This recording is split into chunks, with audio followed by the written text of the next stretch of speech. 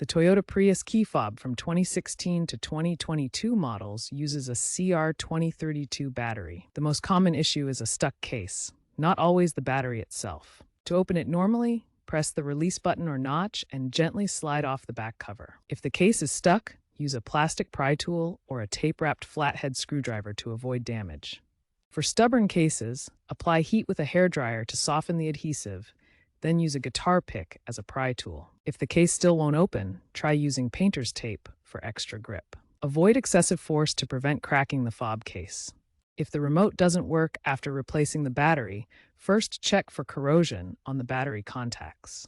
Corrosion can occur due to humidity or battery leaks and often appears as white or green residue. If corrosion is present, clean it gently using a soft cloth or cotton swab. Avoid using metal tools that could damage the contacts. Reprogramming might be needed to sync the fob with the vehicle.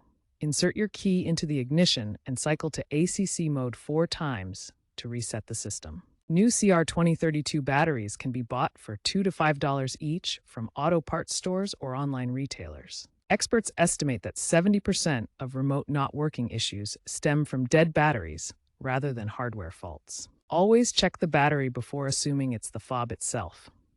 Battery depletion is the most common cause of remote failures. If issues persist after checking and cleaning, consider using OBD2 scanners to diagnose potential vehicle system problems that might affect the key fob.